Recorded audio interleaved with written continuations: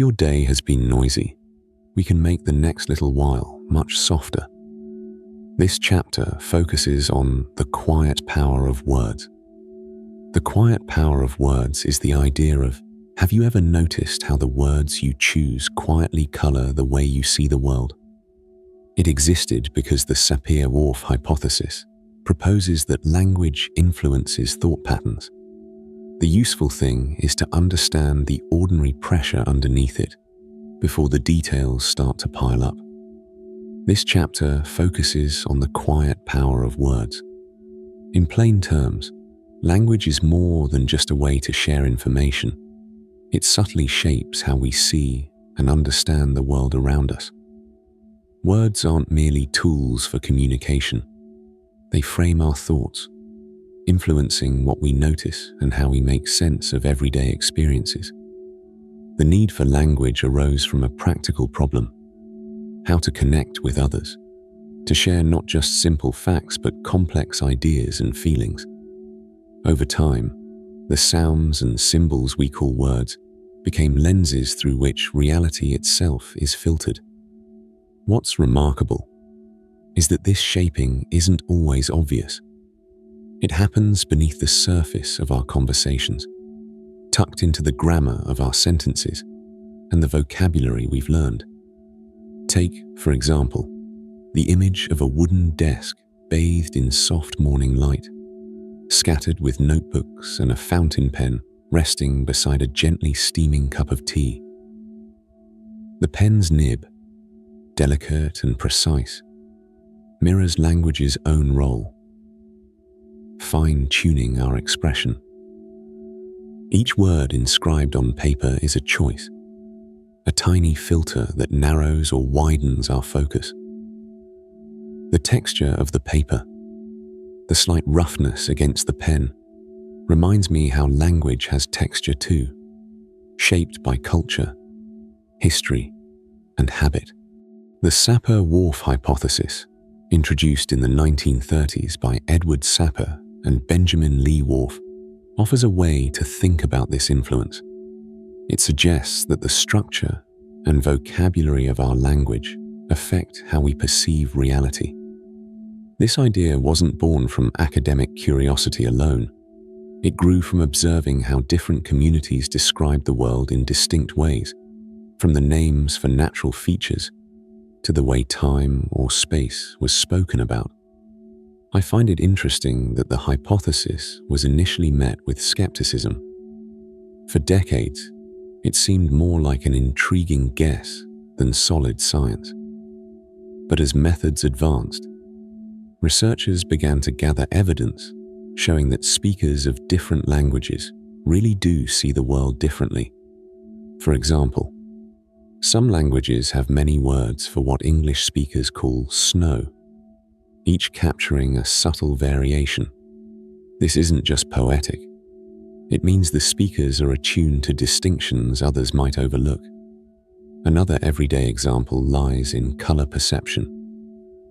Speakers of certain languages classify colors in ways that change what they actually notice. It's not that the colors themselves shift. Blue remains blue, but that the boundaries around color categories differ. This quietly alters memory and attention, shaping the way people imagine their surroundings. The odd thing is how this effect extends beyond vocabulary into grammar, influencing thought patterns without speakers realizing it. On that wooden desk, beside the notebooks, imagine a simple measuring tape curling gently near a small plant pot. The plant's slow growth might remind us that language shapes how we mark time and change. Different languages organize time in surprisingly varied ways. Some see it as a flowing river, others as a series of points or cycles. These conceptual differences affect how people plan, remember, and even experience emotions linked to past and future. Language also acts like a silent social script. The way a language handles politeness, for example, can influence social interactions. Some languages have formal and informal forms of you, subtly guiding speakers to show respect or familiarity. These choices aren't just about etiquette. They shape relationships and social roles. It's a reminder that language is woven into the fabric of community life, not just individual thought. What I find useful to remember is that this shaping is not absolute. Language influences thought, but doesn't imprison it. People are more than their words. Still, the trade-off is clear. The words we choose can open or close doors in our minds. Sometimes, this means a language might be better at expressing certain ideas, while another excels in different ways. This variety is part of what makes human communication endlessly rich. The part that feels strangely human is how this influence extends into something as personal as memory. Certain languages guide speakers to focus on specific details when recalling events, which can affect how memories are stored and shared. It's as if language gently nudges what we pay attention to, shaping not just the present moment, but the past we carry with us. In daily life, we often overlook these subtle effects. A conversation over tea, the choice of a word in a letter, the way a question is framed, all reflect deep cognitive structures shaped by language. Even the act of writing down thoughts in a notebook connects us to this longer history of how language molds experience. As we settle into this quiet understanding, the scattered notebooks and the soft morning light serve as a gentle metaphor for how language arranges our reality, page by page, word by word. And as we pause here, feel your mind softly returning to this peaceful rhythm, ready to drift deeper into rest. Here we examine tracing the threads. Sapir and Whorf. Tracing the threads. Sapir and Whorf is what led two linguists to suggest that our native tongue might shape how we think. It existed because their work emerged from studying Native American languages with unique structures. The useful thing is to understand the ordinary pressure underneath it before the details start to pile up. This chapter focuses on the early ideas that connected language and thought, often called the Sapir-Whorf hypothesis. In plain terms, this hypothesis suggests that the language we speak shapes the way we think and see the world around us. It wasn't just an abstract guess. It arose from careful study of languages that looked very different from English or other European tongues, revealing how language might guide habitual thought. The story begins in the 1930s with two linguists, Edward Sapir and Benjamin Lee Whorf. Sapir was a professor and anthropologist who spent years documenting Native American languages, while Whorf, originally a chemical engineer, turned his curiosity to linguistics. They noticed that speakers of these indigenous languages described the world in ways that seemed to shape their very experience of it. This wasn't just about words, but about how ideas and categories were organized, how reality itself was framed through language. One of the most famous examples came from Whorf's study of Hopi, a Native American language spoken in Arizona. He observed that Hopi treats time differently than English. Instead of past, present, and future as fixed points, Hopi uses broader categories, more like ongoing processes or states of becoming. For Whorf, this suggested that speakers might experience time in a fundamentally different way, shaped by the grammar and vocabulary they grew up with. What makes this useful to remember is how Sapir and Whorf challenged a quiet assumption that language is simply a neutral tool for describing the world. Instead, they proposed it was more like a lens, subtly coloring our perceptions and guiding what we notice or ignore. Their idea was both simple and profound. Language could mold habitual thought patterns over time. To picture this, think of a cartographer's map. The map isn't the territory, of course, but it highlights certain features and leaves others out. Sapir and Whorf suggested our native language acts as a mental map, shaping attention and interpretation. This wasn't just theoretical speculation. Their work came from detailed field notes, analyzing grammar, vocabulary, and usage in several less studied languages. The Sapir-Whorf hypothesis raised questions that unsettled many scholars. For decades, it was criticized for lacking solid evidence. Some linguists argued that thought was independent of language, and that people could think about things even if they had no words for them. Others worried the hypothesis implied a kind of linguistic determinism, that language completely controls thought, which seemed too rigid. The odd thing is, this debate overlooked the subtlety of their claim. It was never about absolute control, but a shaping influence, like a current beneath the surface of thought. Looking at the tools of linguistic study in the early 20th century helps understand why evidence was hard to gather. Researchers relied on handwritten field notes, phonetic transcription systems, and audio recordings on bulky equipment. Analyzing the structure of a language involved careful comparison of verb tenses, noun classes, and spatial terms, often requiring years of immersion in a community. This made the hypothesis feel more like a carefully assembled puzzle than a sudden insight.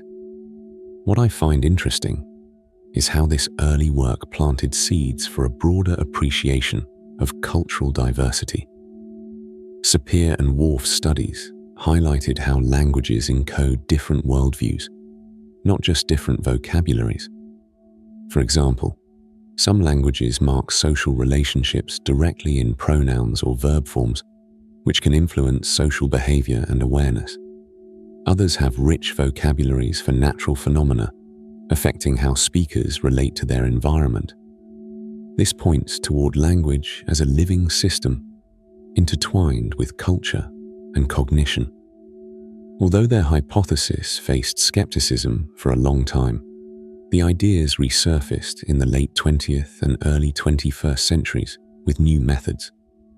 Psychologists and neuroscientists began to test whether language really does affect perception, memory, and categorization. They found that speakers of different languages do indeed notice colors, spatial relationships, and even emotions in distinct ways, consistent with Sapir and Whorf's original thinking.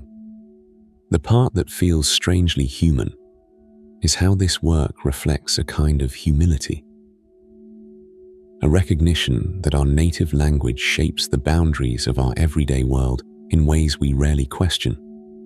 It's a reminder that the words we use every day are not just labels, but part of a complex system that guides how we interpret experience. On a practical note, the Sapir-Whorf hypothesis encourages us to be curious about languages beyond our own.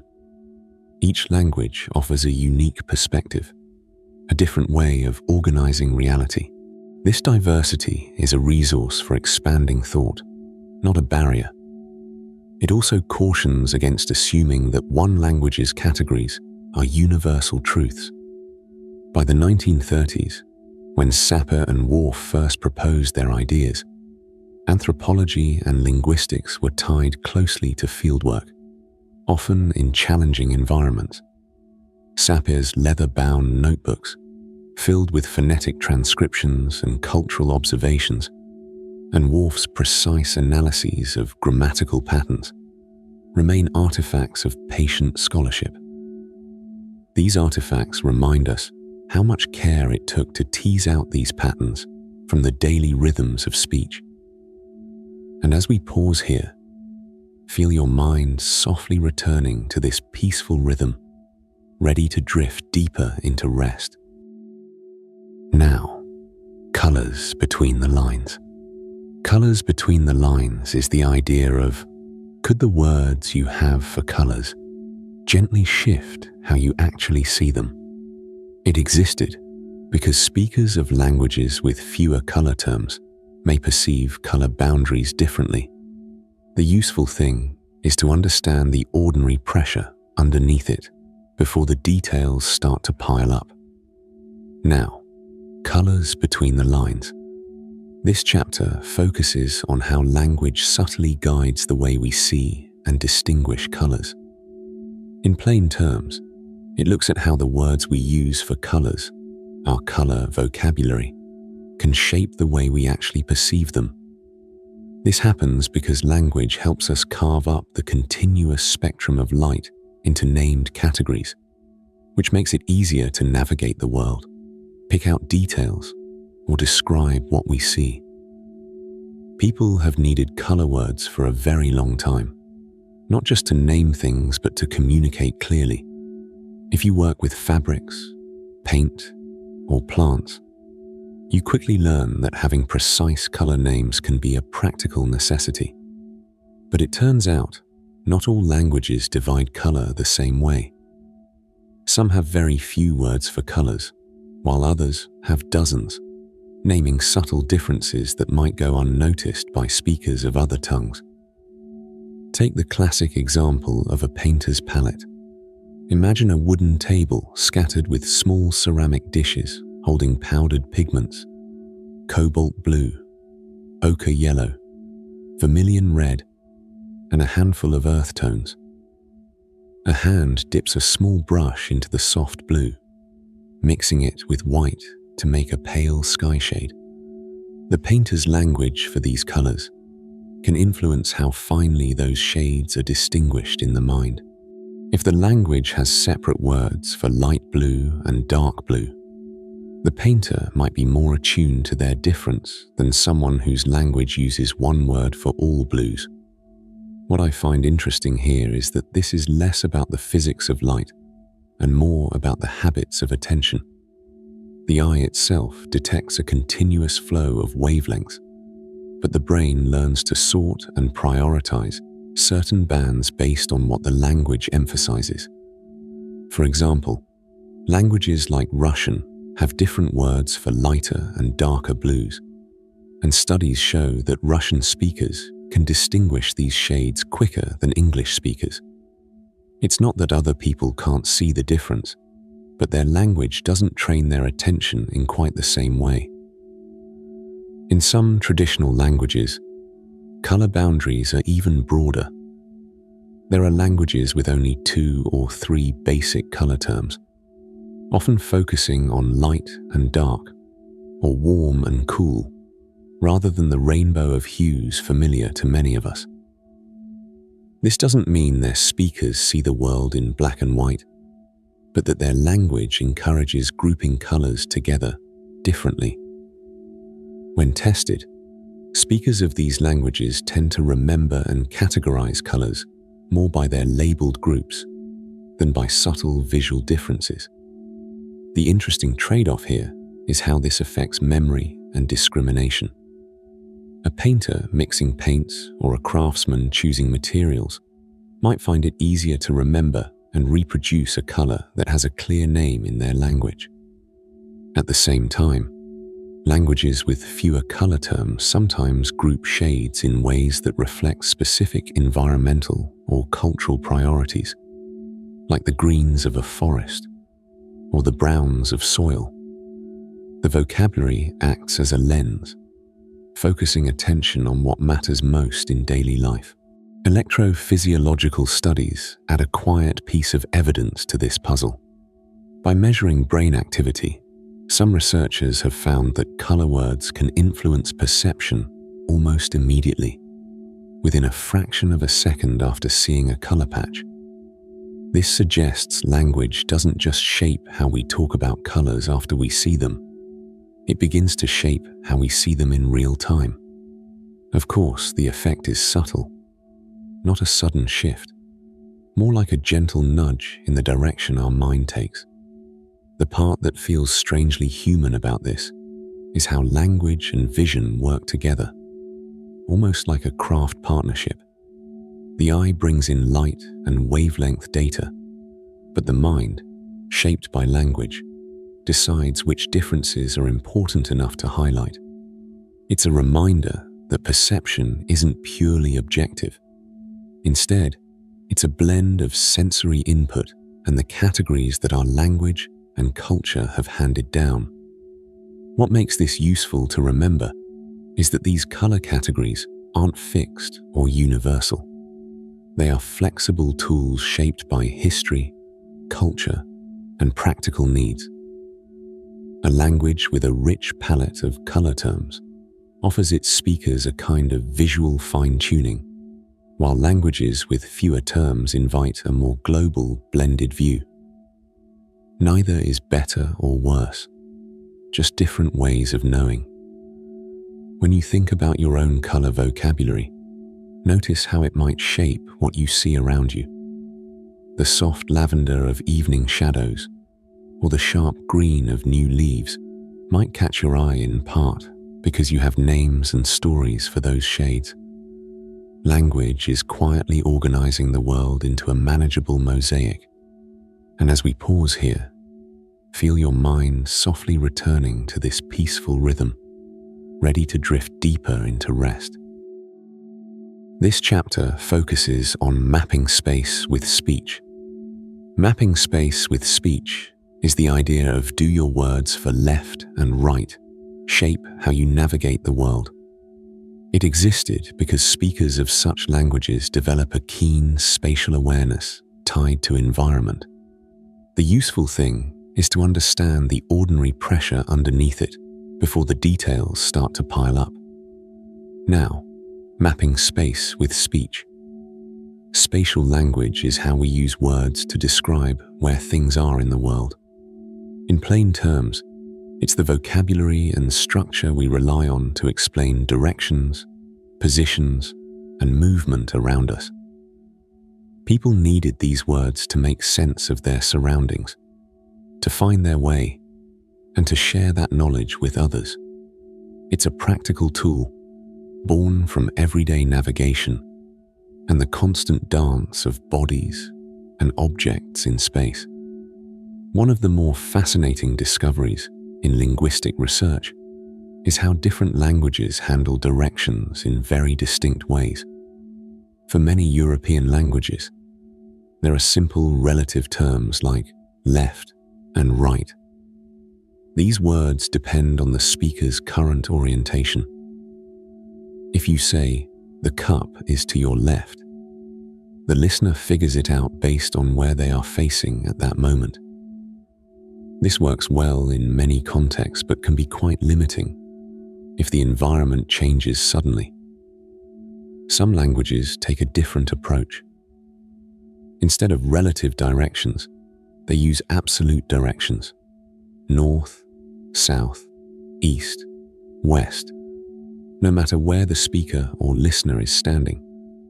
For instance, the Gugu Yimithir language, spoken by Aboriginal people in Northern Australia, famously uses cardinal directions exclusively.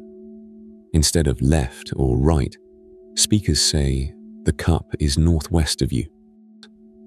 This means that speakers always have a strong sense of where north is, even indoors or in unfamiliar places. The practical effect of this linguistic difference is striking. Studies have shown that speakers of absolute direction languages develop an extraordinary spatial awareness. Anthropologists have noted that these individuals can remain almost perfectly oriented in their surroundings, no matter the situation. This skill is not just a cultural habit, but seems to be embedded in their cognition, their brain's way of keeping track of position. I find it interesting how this necessity to constantly track the environment shapes memory and attention. For example, people speaking these languages often remember spatial layouts with remarkable precision because their language requires them to encode exact directions. It's a kind of mental GPS woven into everyday speech. In contrast, speakers of relative direction languages may rely more on landmarks or personal perspective, which can lead to a more flexible but less absolute sense of place. This difference also carries implications for how people interact with their surroundings. Navigating a dense forest or a vast desert might feel very different if your language always demands you know true north. The environment becomes a constant point of reference, a backdrop that never fades into vague directions, but stays sharp and measurable. This can influence everything from how communities organize themselves to how they tell stories about journeys or place-based events. The effect extends to how people assign agency and responsibility in spatial contexts. Researchers like Lera Boroditsky and Panos Athanasopoulos have explored how language shapes not just where we think things are, but who acts and what causes what in space. For example, languages that require specifying absolute directions often encourage speakers to be more precise about movement and placement. This can subtly shape social interactions, such as giving directions or describing events, making the speaker more aware of their environment's contours and boundaries. I've noticed that while absolute directions offer clarity, they can also feel a bit rigid, requiring constant mental recalibration. It's a trade-off. The precision of knowing exactly where something is against the cognitive effort to maintain that orientation. Relative directions feel more intuitive and flexible, but less anchored to the wider environment.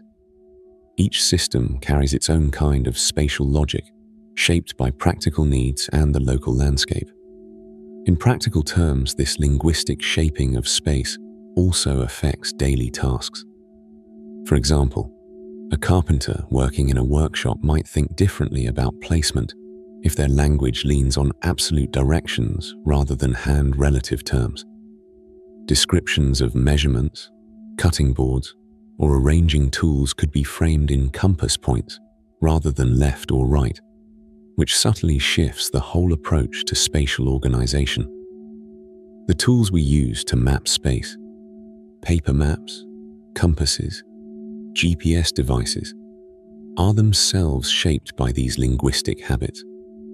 A map handed to a speaker of an absolute direction language might be easier to interpret and use instinctively, since it aligns with their constant sense of orientation. Whereas for someone relying on relative directions, the same map requires mentally recalibrating north with their own facing, a small but persistent cognitive step. What I find quietly compelling is how these linguistic differences reveal a diversity of human experience that we often overlook. We tend to assume space is universal and objective, but language shows us that it is also deeply subjective and culturally shaped. The words we use guide not just how we talk about space, but how we inhabit it in thought and memory. As you consider this, there's a subtle invitation to notice how your own language might shape your sense of direction. Maybe you rely on landmarks, or maybe you count compass points in your mind without realizing it. The way language maps space is both a practical habit and a window into how people around the world live in the same physical world, yet experience it in their own unique ways. And as we pause here, feel your mind softly returning to this peaceful rhythm, ready to drift deeper into rest. Here, we examine the shape of time in words. The shape of time in words is how might the way you talk about time shape your sense of its flow? It existed because some cultures see time as flowing left to right, others front to back. The useful thing is to understand the ordinary pressure underneath it before the details start to pile up. Now, the shape of time in words. Time, in plain terms, is how we mark moments passing, past, present, future, as we move through life. People needed ways to talk about time to organize their daily routines, remember events, and plan ahead. Language offered a way to slice moments into manageable pieces, giving shape to something that otherwise flows quietly beneath our awareness. If you look at the way different languages handle time, you'll find remarkable variety. English, for instance, tends to treat time as a straight line. We have a clear sequence: yesterday, today, tomorrow. We often picture this line moving left to right, as when reading a book or watching a clock's hands sweep forward. This linear approach matches the way many Western cultures organize calendars and schedules, with days arranged neatly across a page or screen. But not all languages draw time this way. Some Australian Aboriginal languages, like Cook Thaayore, use cardinal directions: north, south, east, west, to talk about time instead of relative words like before or after. So, a speaker might say that an event happened to the east rather than yesterday, grounding time in the geography around them. This means their sense of temporal order is tied to the landscape, a kind of mental map where time moves from east to west. The odd thing is how this shapes their memory and planning.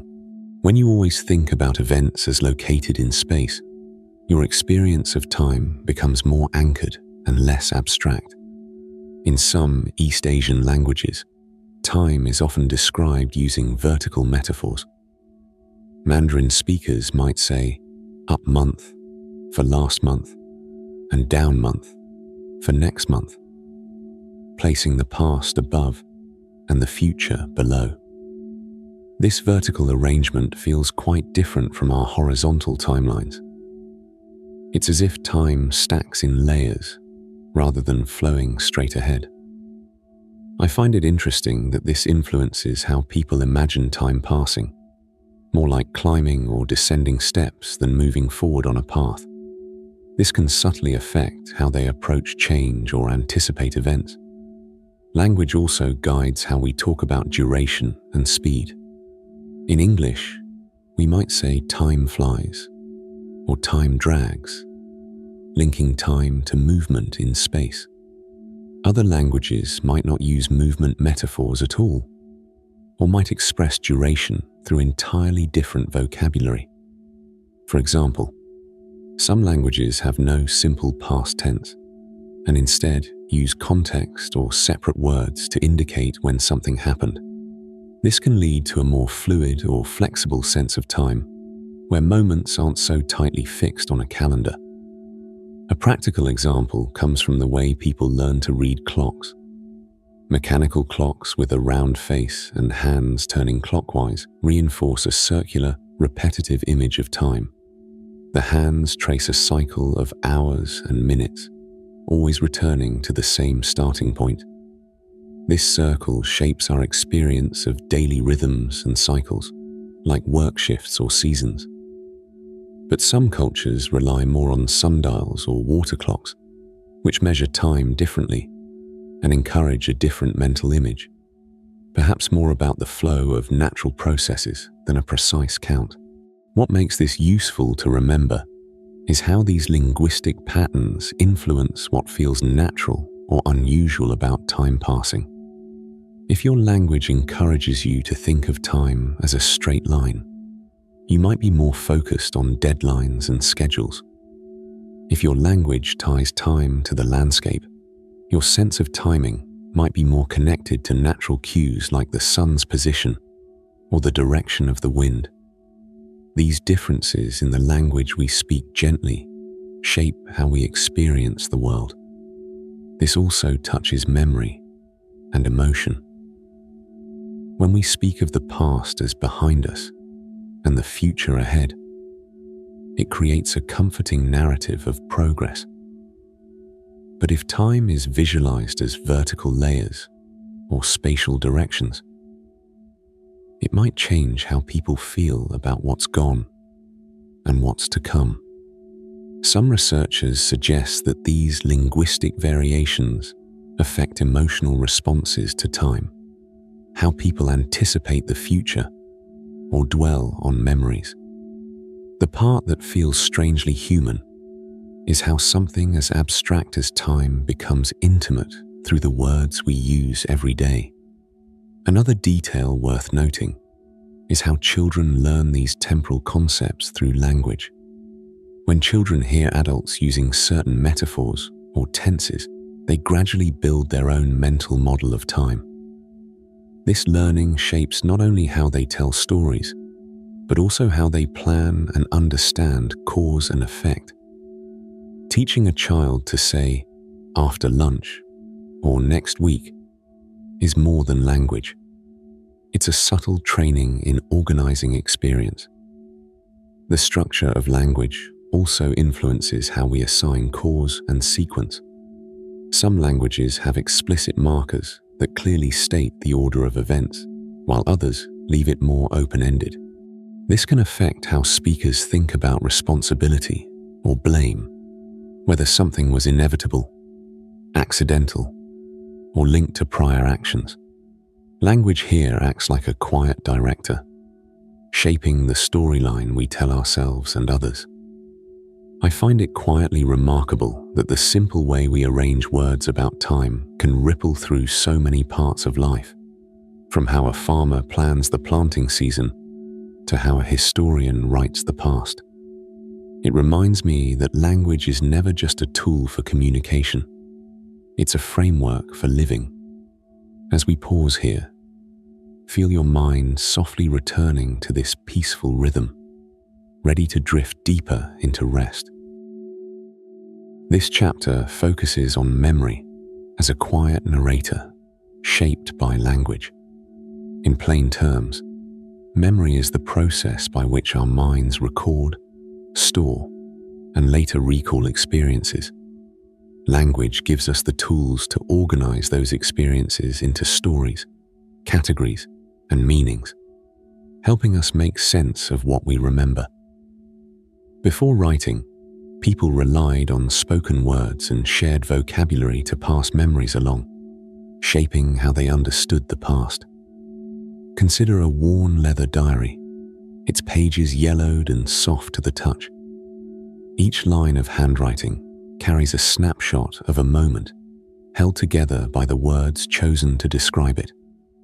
Language is the frame that holds such memories in place. Without a shared vocabulary or narrative structure, moments could blur and slip away. The words we use act like a gentle net, creating order from the flow of experience. Studies in cognitive science suggest that language influences not only what details we remember, but also how we attend to them.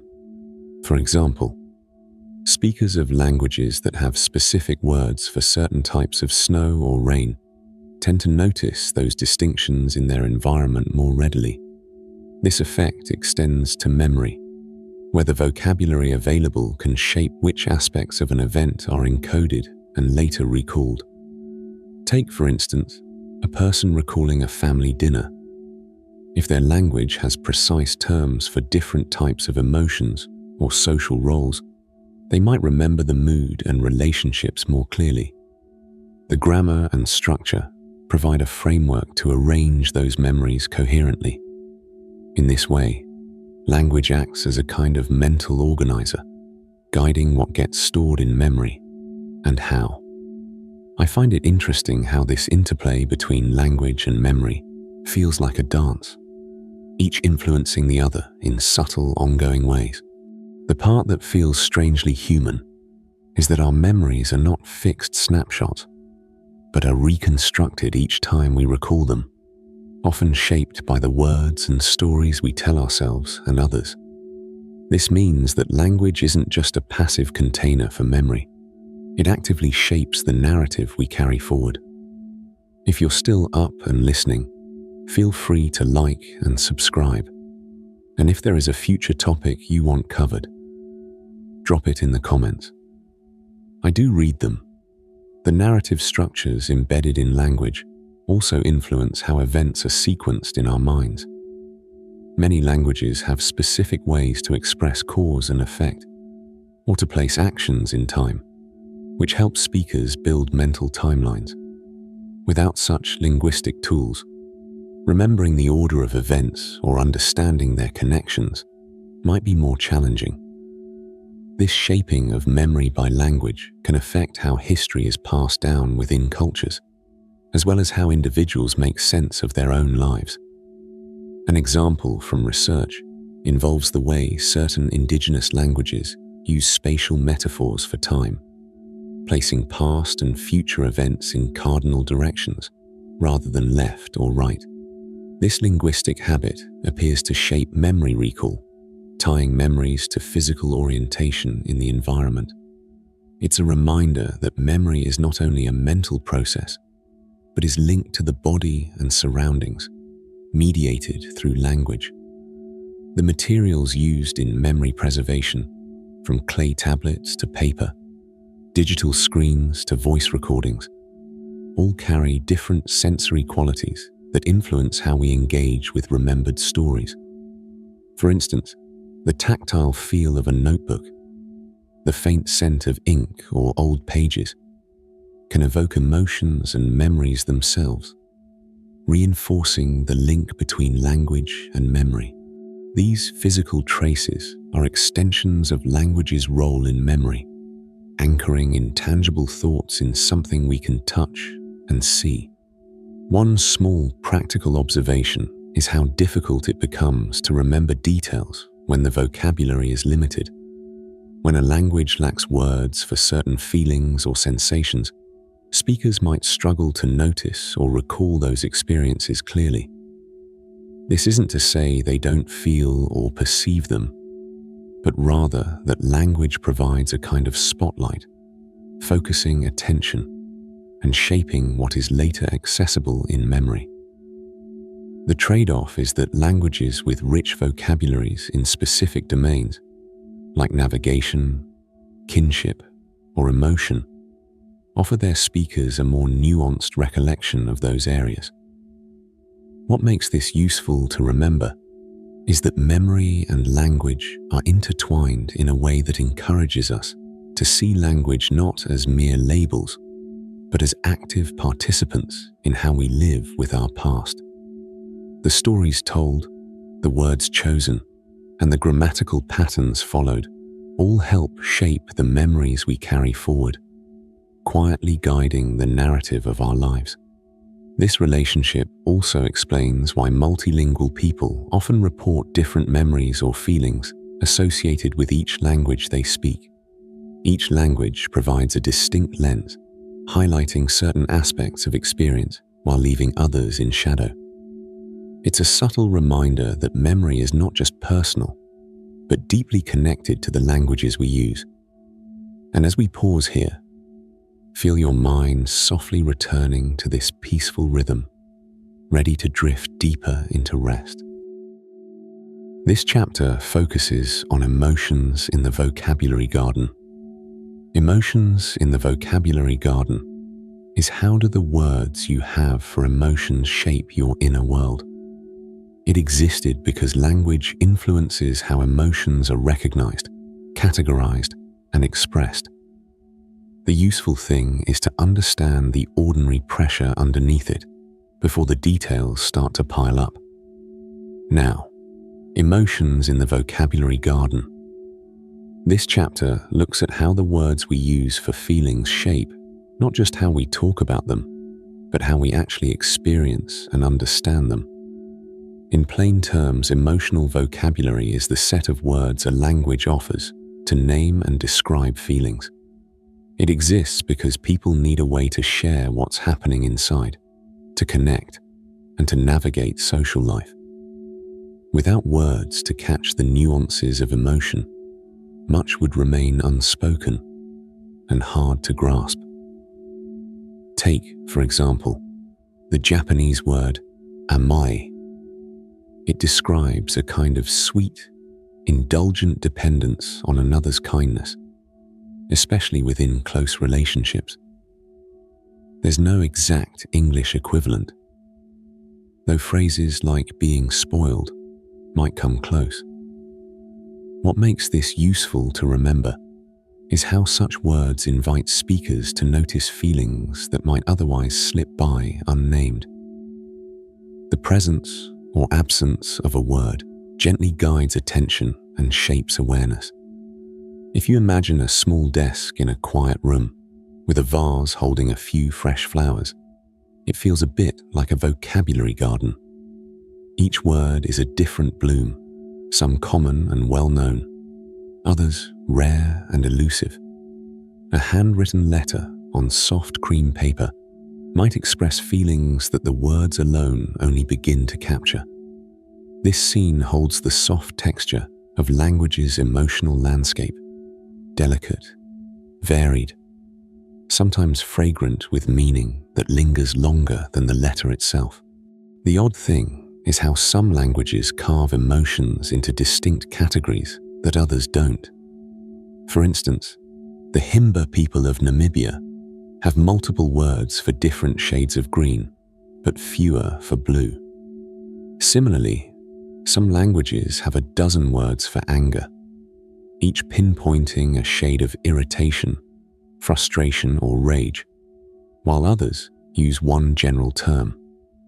This variety influences how speakers notice and interpret their feelings.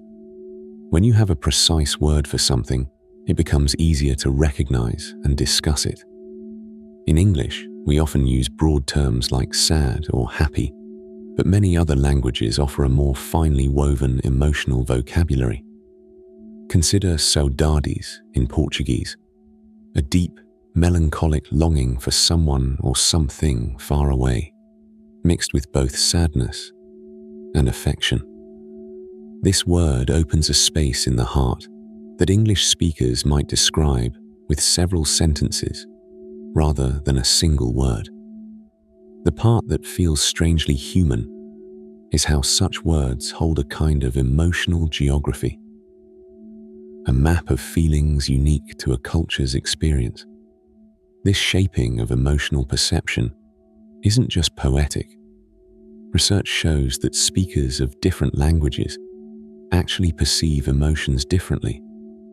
A study comparing English and Mandarin speakers found that Mandarin speakers are more likely to interpret facial expressions by considering the surrounding context, while English speakers focus more on individual expressions.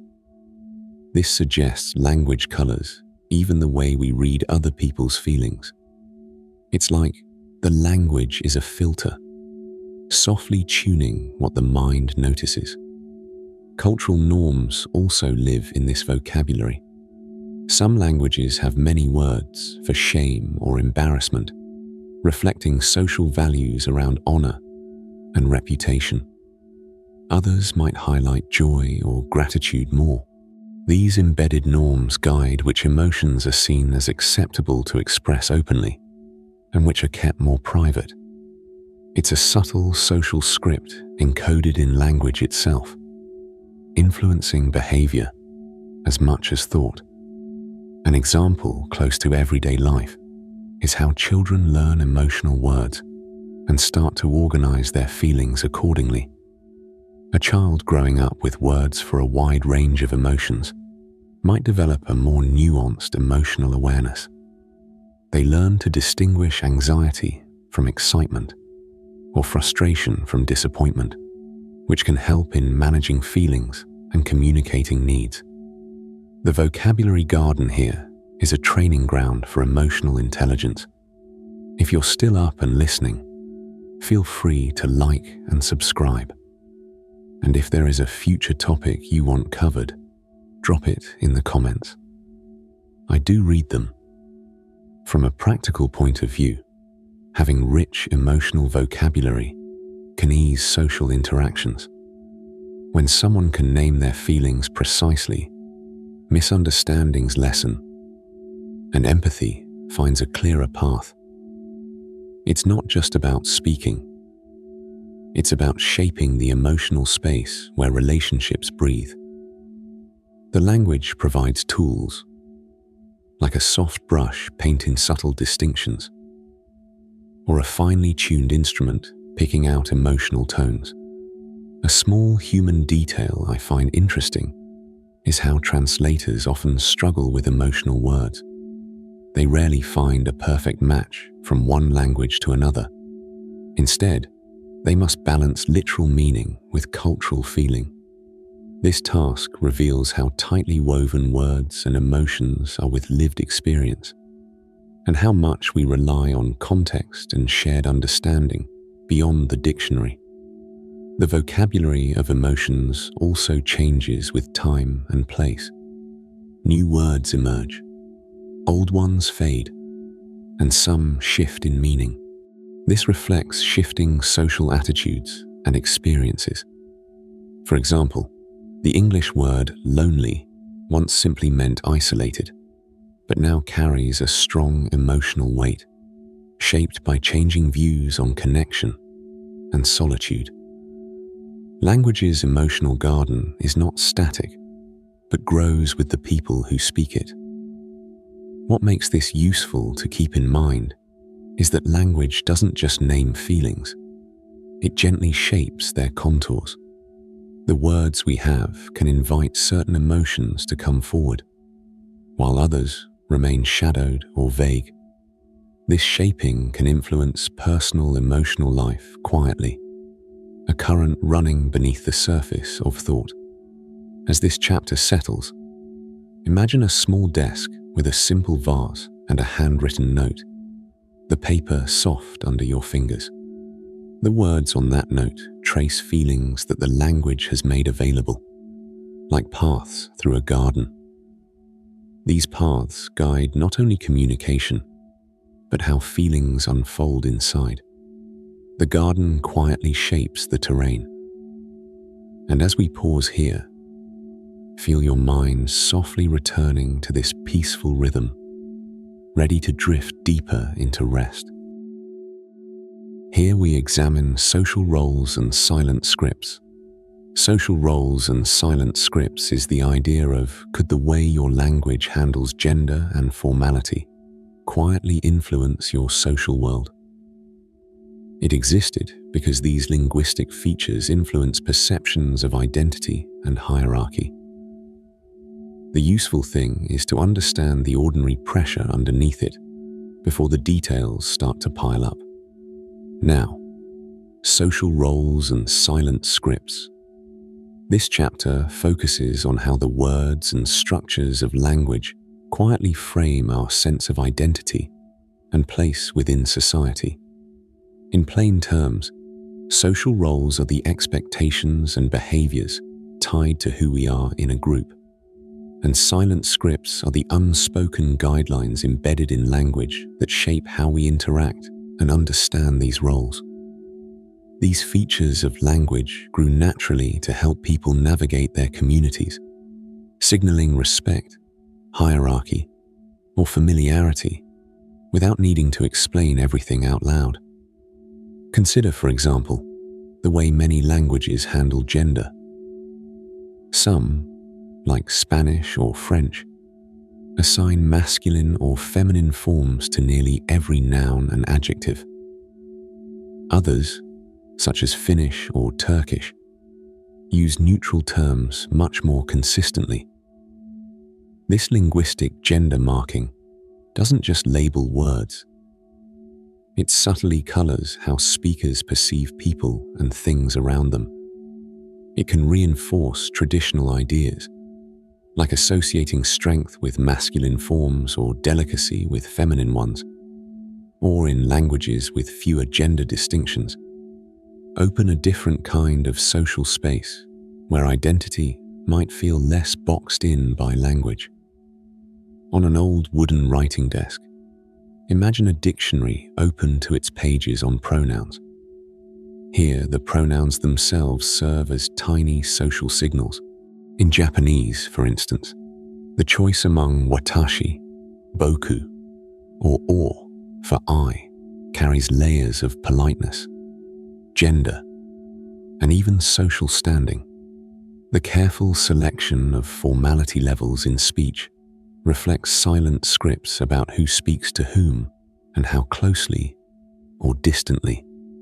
These linguistic choices gently shape daily social interactions, guiding everything from casual chats to formal ceremonies. It's interesting to note that some languages have distinct formal and informal you forms, like tu and vous in French or du and sie in German. This isn't simply about politeness. It encodes relationships and social distance directly into conversation. The language itself becomes a subtle map of social hierarchy and closeness. What I find quietly human about this is how we navigate these maps with ease most of the time, rarely stopping to think about the invisible rules we're following, until, perhaps, we learn a new language and feel the awkwardness of missing those cues. Language can also reinforce or gently challenge social roles over time.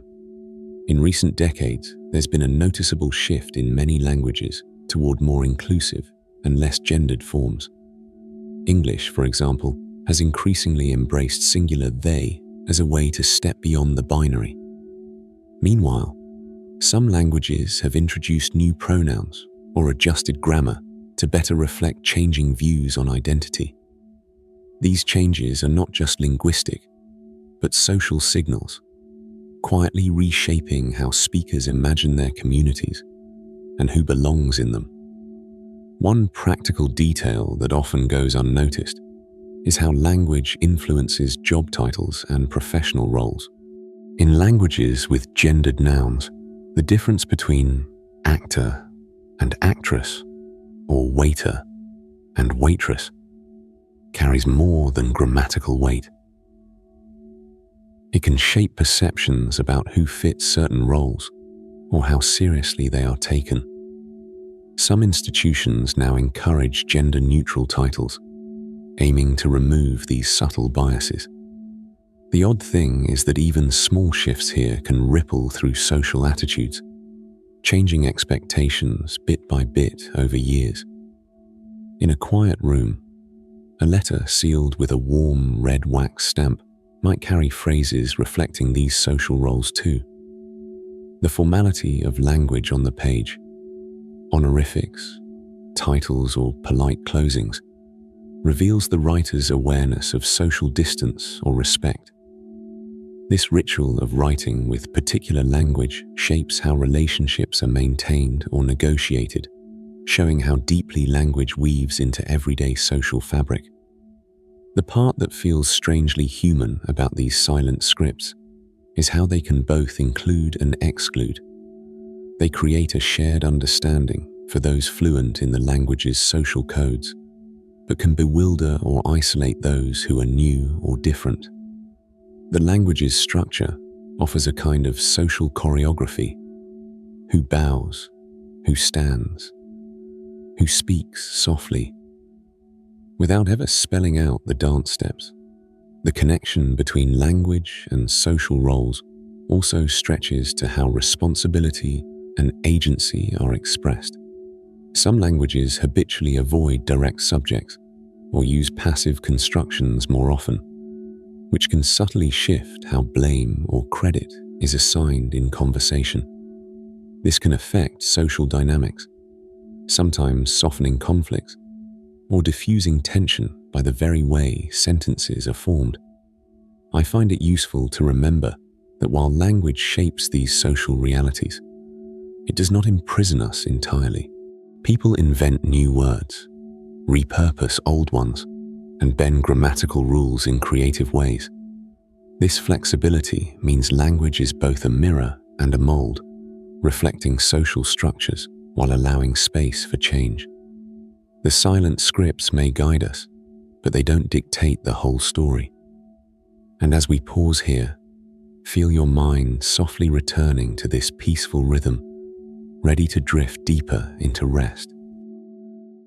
Now, language and environmental awareness. Language and environmental awareness is the idea of might.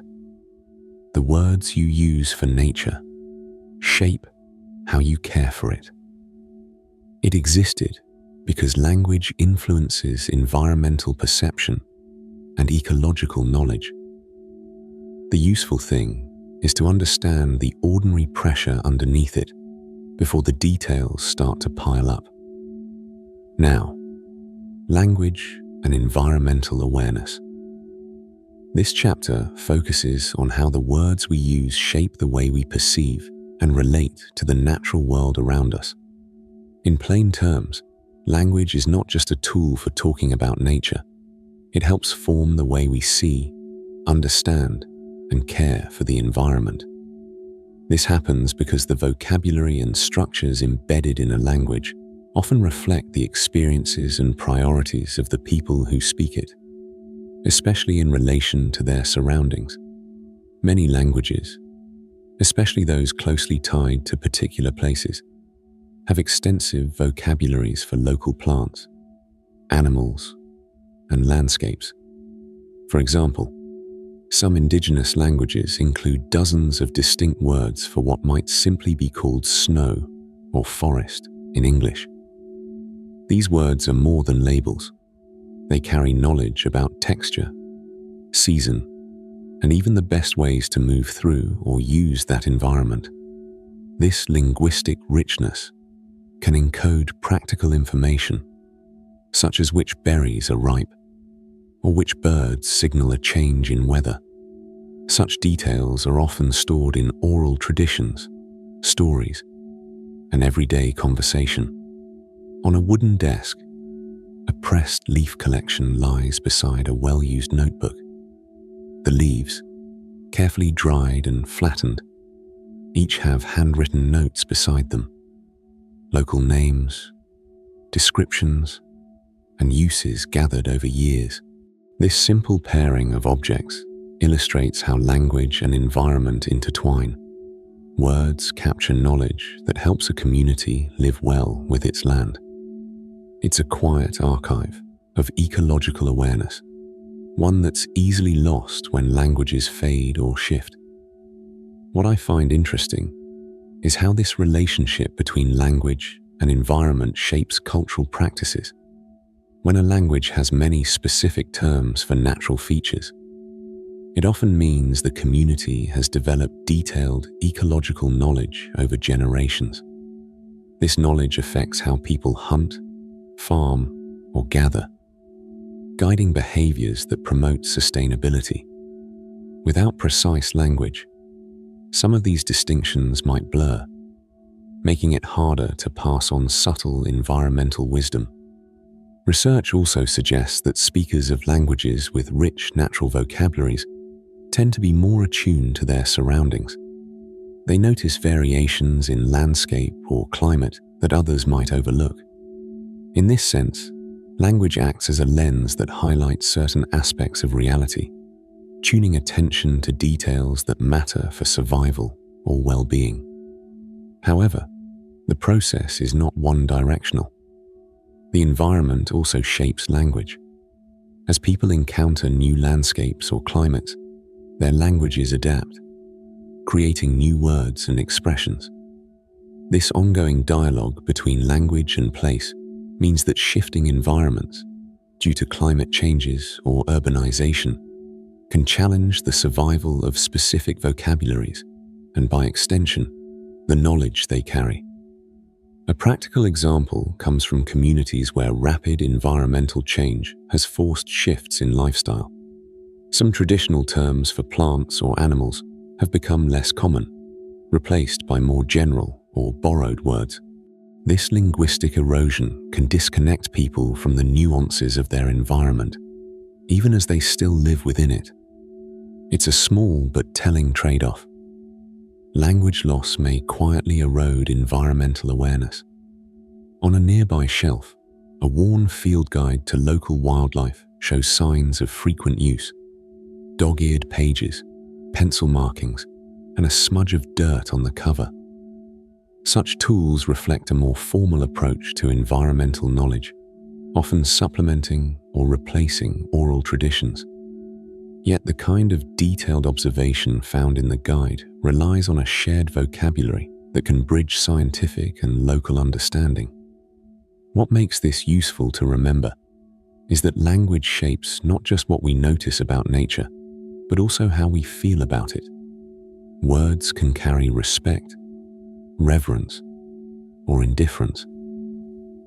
For example, some languages have specific honorifics or poetic expressions for natural elements, embedding a sense of relationship rather than ownership or exploitation. These subtle cues influence attitudes and, over time, behaviors toward conservation or stewardship. In contrast, languages that treat nature as a generic resource may encourage a more detached or utilitarian view. This is not a judgment, but an observation about how language structures frame our thinking.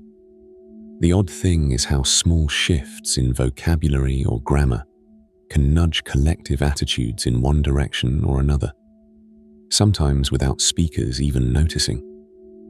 A quiet moment at the desk reveals an open journal, its pages filled with careful botanical sketches and notes in 2 languages. One local, one more widely spoken.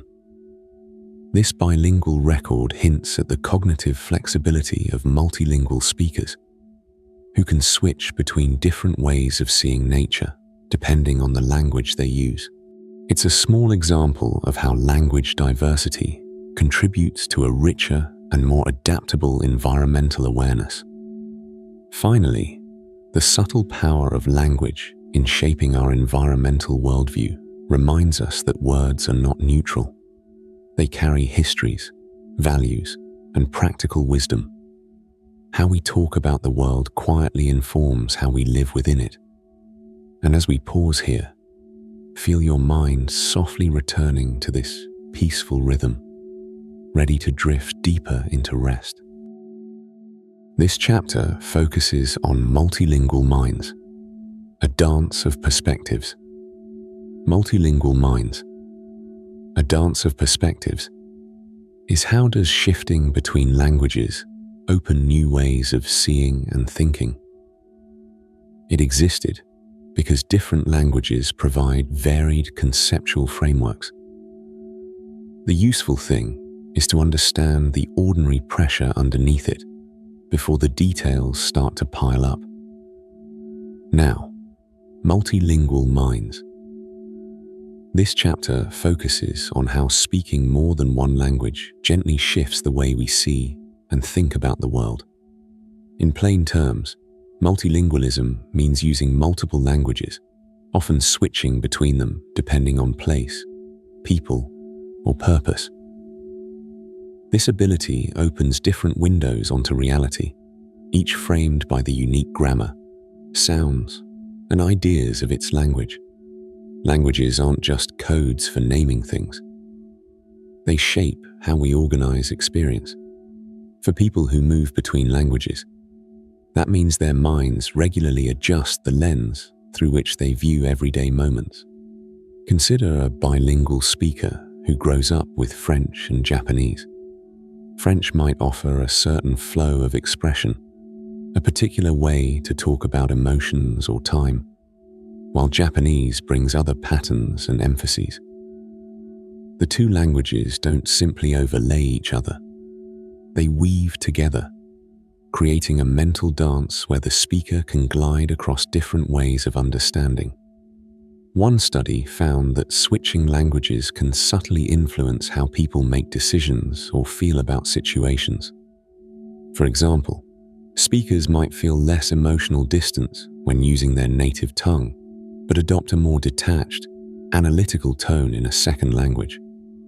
This crossover can make the mind more flexible, able to toggle between emotional depth and objective reasoning with surprising ease. An interesting aspect is how the brain manages this.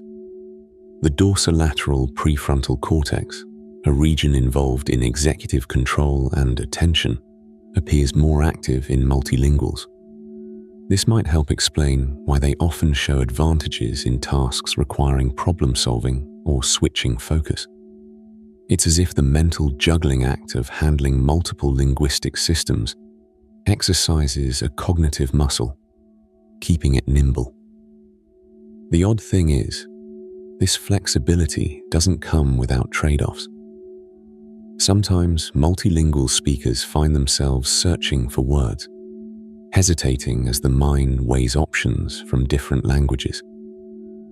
This brief pause is a kind of mental negotiation, where the brain balances competing vocabularies and grammar rules.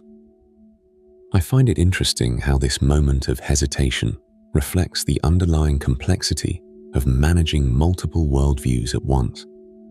In practical terms, multilingualism can enrich social awareness. When you know languages tied to distinct cultures, you gain access to different customs, values, and ways of relating. This expanded cultural map often translates into greater empathy and adaptability in social settings. For instance, a person fluent in Spanish and English might navigate conversations with sensitivity to both direct and indirect communication styles, switching smoothly depending on which community they are in. The vocabulary itself offers a subtle but telling example of how languages shape thought. Some languages provide many words for concepts that others barely name. Take emotions, for instance. While English might have a handful of common terms like happy, sad, or angry, other languages include dozens of nuanced expressions for feelings that don't quite fit into these broad categories. A multilingual speaker may carry these distinctions in mind, applying them as needed, which can subtly deepen emotional perception. A perhaps overlooked detail is how language influences memory.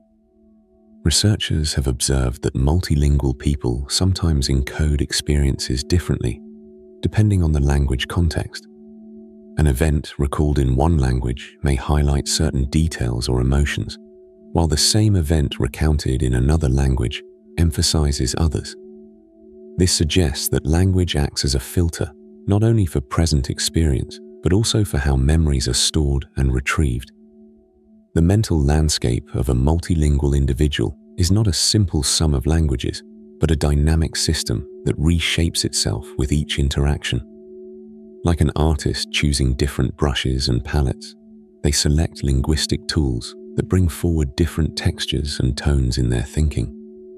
This selective coloring can affect everything from how they perceive time and space to how they judge responsibility or causality. What I find practically useful to remember is that multilingualism doesn't mean simply adding another language, but learning to live with multiple realities at once. This layered experience can sometimes feel disorienting, yet it also offers a richness that monolingual speakers might never encounter. It's like having several maps of the same territory, each highlighting different paths and landmarks. The books resting open on the desk, one in French, the other in Japanese, remind us of this delicate balance. The handwritten notes beside them, the steam rising from the cup of herbal tea, all speak to the quiet rituals that accompany language use. Each language carries its own rhythm and texture, shaped by the culture and environment in which it evolved. In the end, multilingual minds embody a dance of perspectives, moving fluidly between concepts and cultural norms. This movement offers a glimpse into the profound ways language weaves itself into the fabric of thought. As we pause here, feel your mind softly returning to this peaceful rhythm, ready to drift deeper into rest. Here, we examine the ongoing conversation. Modern research. The ongoing conversation. Modern research is what new insights quietly emerge from today's research into language and thought. It existed because evidence supports language's impact on perception, memory, and social cognition. The useful thing is to understand the ordinary pressure underneath it before the details start to pile up. Now, the ongoing conversation of modern research into how language shapes our reality. This topic is about the latest scientific studies, examining the subtle ways the languages we speak influence how we see and think about the world. In plain terms, it means that our words and grammar might gently guide what we notice, remember, or even feel beyond simply describing what's around us. This idea has been with us for nearly a century, but recent research has brought new tools and insights to explore it more deeply. At a softly glowing computer screen in a quiet study, a researcher scrolls through pages of experiments. These studies often involve small but telling tasks, identifying colors, recalling stories, or navigating virtual spaces. The data is dense, but the findings reveal something quietly compelling: that language can shape perception in ways we might not expect. For example, speakers of languages with many terms for shades of blue tend to distinguish these shades more quickly and accurately than speakers of languages with fewer words for blue. This suggests that vocabulary acts like a lens, sharpening certain details in the world.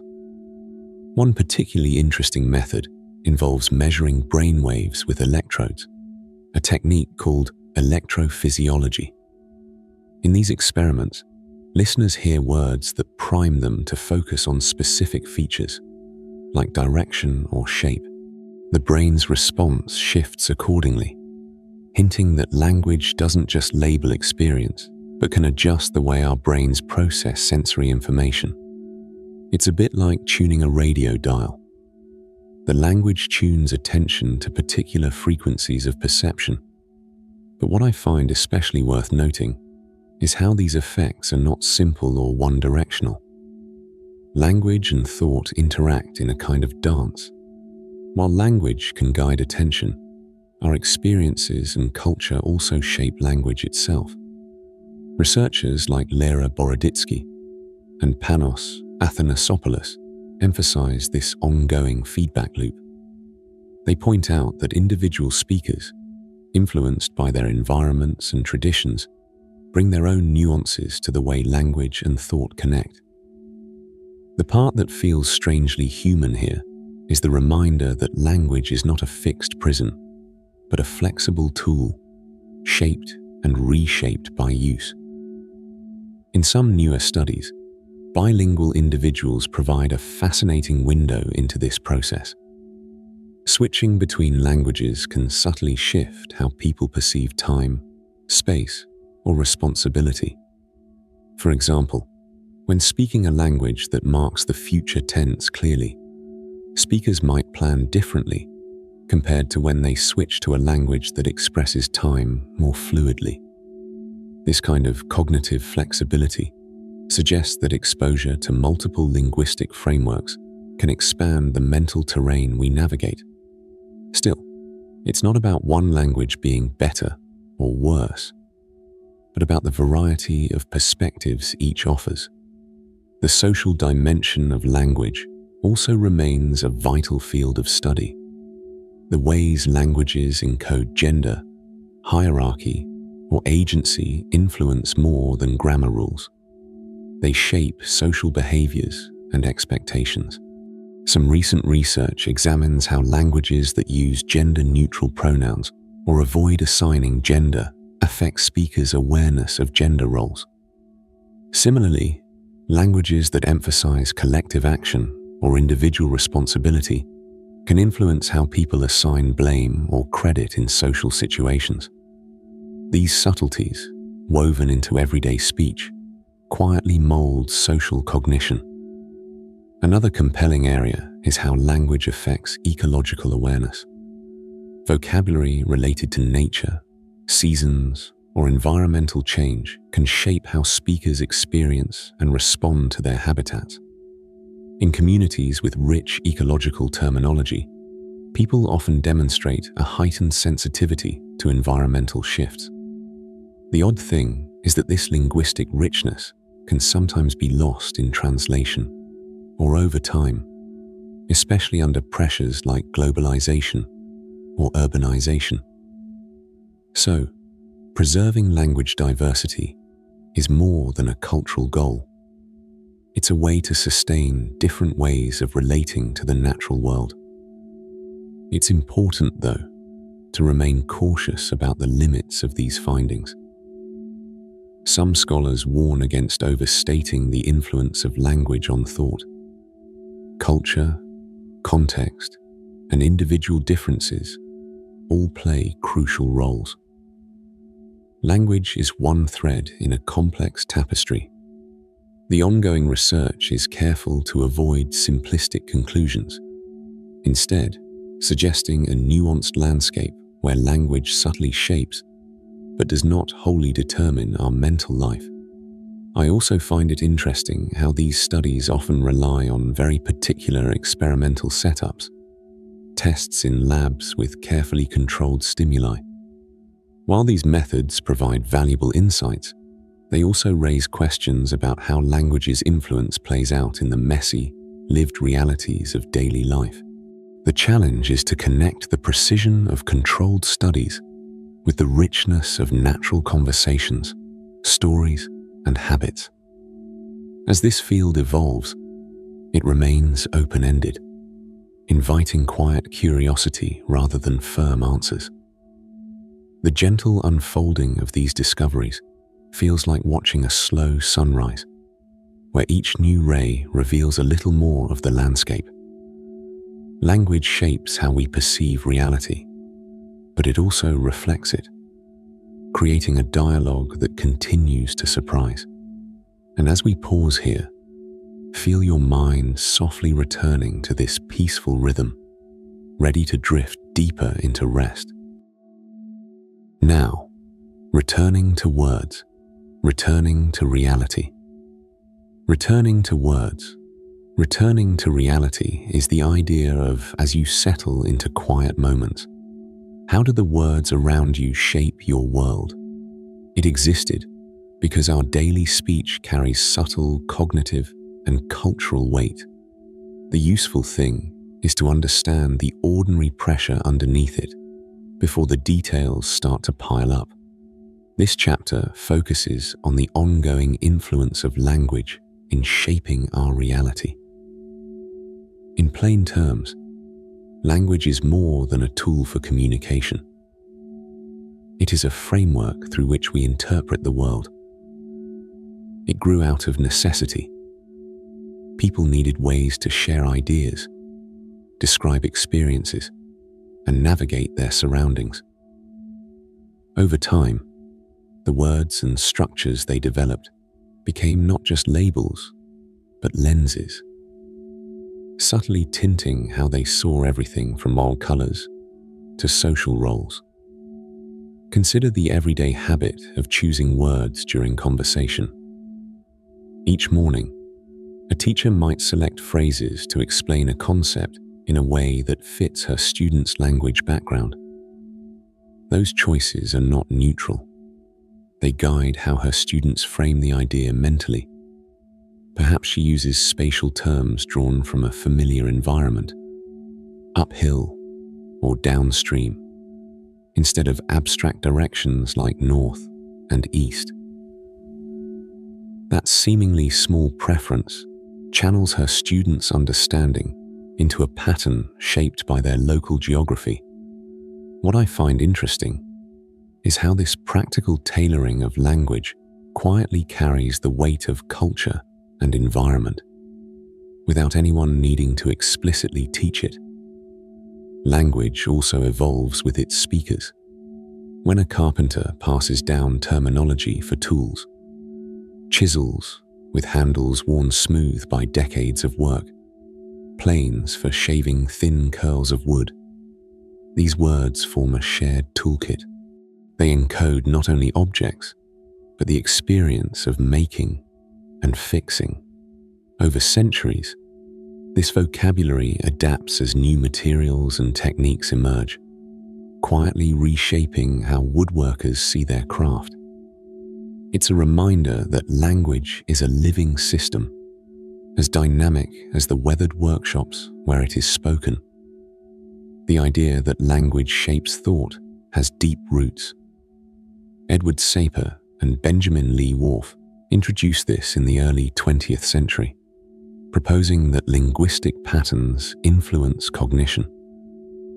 For a long time, this was debated, with skeptics pointing out that people think beyond words.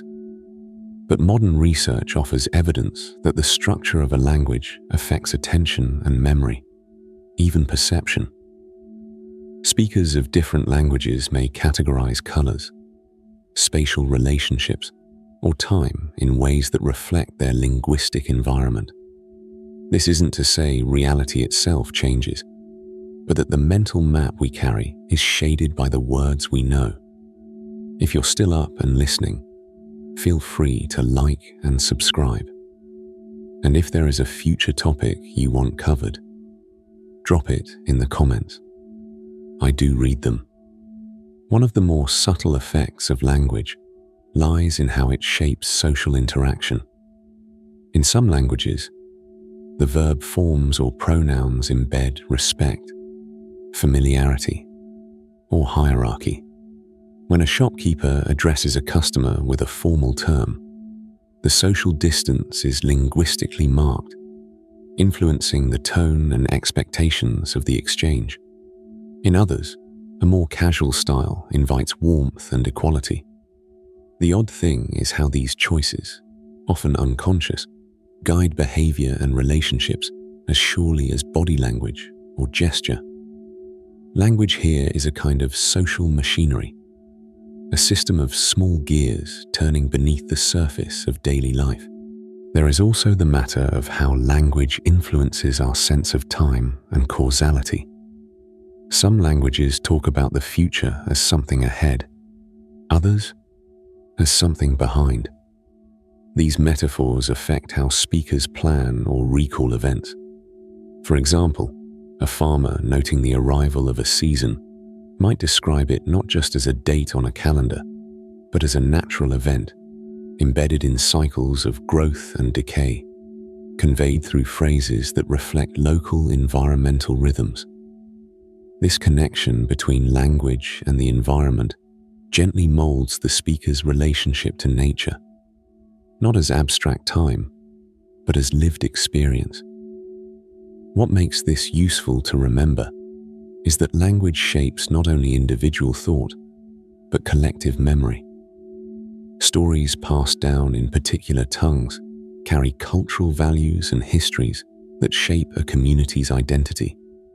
A historian reading old documents in their original language gains insight into how people once saw their world, their fears, and hopes.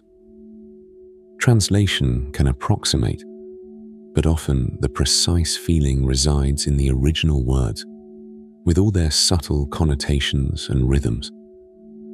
This is why preserving languages matters. They are repositories of unique ways of understanding the world. Multilingual individuals offer a fascinating window into this dynamic. Switching between languages can bring a kind of cognitive flexibility, a mental dance between perspectives. A bilingual speaker might think about a situation differently in Spanish than in English, not merely in words, but in emotional tone and focus. This flexibility is more than a party trick. It reflects the brain's ability to hold multiple conceptual frameworks simultaneously. I find it quietly remarkable how this mental agility arises naturally from living between languages without effort or strain. Finally, language invites mindfulness. Being aware of the words we choose, the expressions we use, can open a small space for reflection on how we see others, how we remember events, how we place ourselves in time and space. It's a subtle invitation to notice the frames we carry and perhaps shift them gently. The vocabulary around us is not fixed. It is a soft architecture that we can shape and reshape, often without realizing it. Perhaps it is worth returning to this thought in another quiet moment, letting it rest gently. Language is a living, evolving lens on the world, quietly shaping our experience with every sentence spoken, every phrase considered. And as we pause here, feel your mind softly returning to this peaceful rhythm, ready to drift deeper into rest.